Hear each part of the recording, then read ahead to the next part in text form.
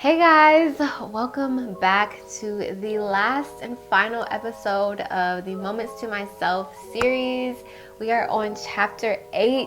We have both made it through an 8-part chapter series of what's been honestly a remarkable conversation for me, and even just really great reminders for us to just check in with ourselves and be able to grow and live to our best potential. So I'm really excited to get into the last and final chapter, which is chapter 8. It is titled Purpose, and let's get into it. The Alchemist by Paulo Coelho is one of my top 3 favorite books, and every time I read it, something new stands out. The last time I read the book, I couldn't help but feel moved when he wrote about Santiago's beginner's luck with selling crystals at the shop. The crystal shop owner says to Santiago, "It's called the principle of favorability, beginner's luck, because life wants to achieve your destiny. I've noticed that anytime I'm granted this kind of favor, I know it's something for me. It wasn't Santiago's final destination to sell crystals, but it was something intended for him on his journey. Whether it's something I should be doing or just me being in the right place at the right time, I know that it's never coincidental." At the end of the book, before the alchemist and Santiago part ways, the last thing he says to him is, "Every search begins with beginner's luck, and every search ends with the victors being severely tested."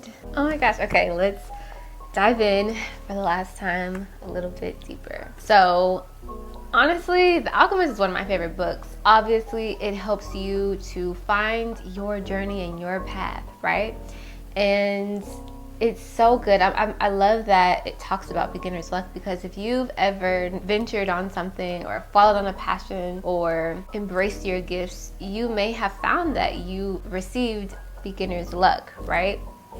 And some people, they overlook that, but it is so pertinent in our lives because it shows up when we are acting on what God has called for us to do. We do receive some sort of push, and favor, right? Because we are being encouraged to keep going. Like, yes, you're on the right path. Like, this is what I want for you. Have you ever noticed that when you've gotten a job, it became really easy, like almost a little bit too easy? And not to say that you didn't have to work hard for it, but when the moment came to receiving it, it was like, wow, and this interview just went so well, so smoothly, and even though I had this going on, that going on, everything just somehow worked out perfectly in my favor.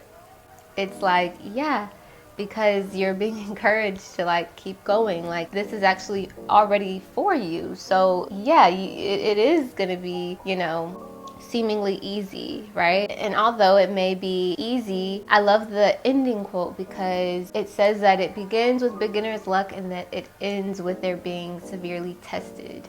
And that's so true, because anything that is worth it, anything that is really fulfilling and for you, you're gonna have to pay a tax and sacrifice on it, okay? I remember when I first moved to LA, it was like everything that could have gone right did. Actually, when I read the book The Alchemist, 2 months later, I was living in LA. It was honestly crazy. And this was prior to me graduating university. It all just happened so magically for me. And that was my like beginner's luck phase. It was I was living there for 2 months and everything was perfect. I mean, that was like the most amazing. It was summer 2016, right? Like everybody's summer 2016 was amazing.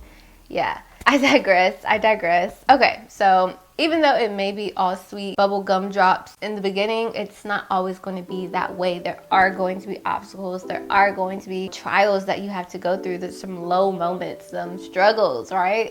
And that's just inevitable. But you receive that beginner's luck in the beginning to almost give you ammunition. Like, it stores you up and fills you up with just enough to get you through those low moments, those valleys, the darker moments in your life. And if you can remember, like, oh, but this is what I've been called to do, this is what I'm being encouraged to do, then that should and it will and it can carry you through till you experience the peaks and the joyous moments of that journey. So I just want to really highlight that there is favor in walking in your purpose. I mean, that's literally what you were designed to do, is to walk and embrace and live out your purpose, right? And so why wouldn't there be favor? Why wouldn't things just magically come together? Because they're supposed to be that way anyway. Duh.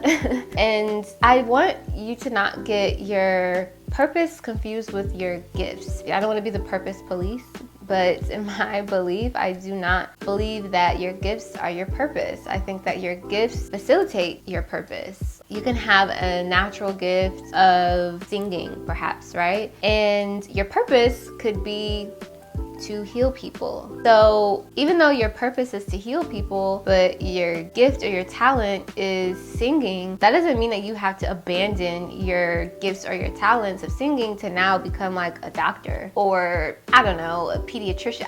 I don't know. That's not the equation. You can still sing and utilize your gifts and talents. That's what they were bestowed on you for. But you use your gifts to facilitate your purpose. Your purpose is to heal. So what are you singing about? What kind of music are you making? How intentional are you in the words that you're singing? Your gifts will ironically, and they almost should, be in alignment with your purpose. And even beyond your gifts, like your relationships that you agree to enter, marriages, partnerships, business partnerships, projects that you embark on, like they will ironically, and they should, come into alignment with what your purpose is. And so how you go about finding your purpose, I think that that's something that is divine. I don't think that your purpose is an earthly concept or something that you can assign yourself. And I definitely talk more about that in my book, about how you can find it for yourself, how I found mine. But I just want to remind you or anyone that is feeling like, they're just doing things and they're losing their sense of purpose. Like, that's why even in businesses, they have the why or like their mission or statement or,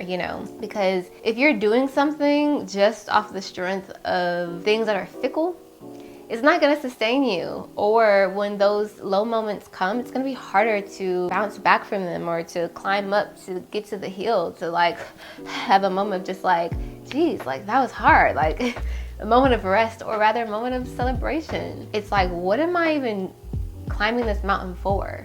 What is the point?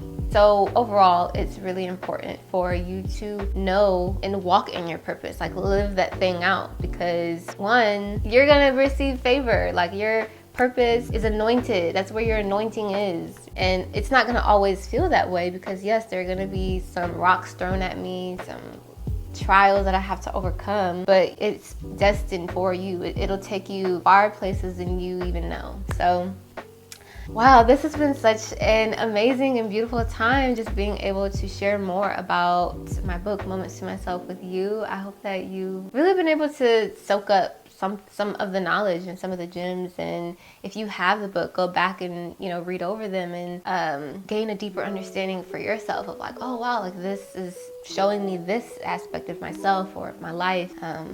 So yeah, I'm so glad that we were able to have this moment. And I just pray for all of you. I pray that you are filled with love, with hope, with joy, that you can get to know and understand real love and love yourself in a real and authentic way so that you can love others. And I don't know what to say now. Like, what do I say?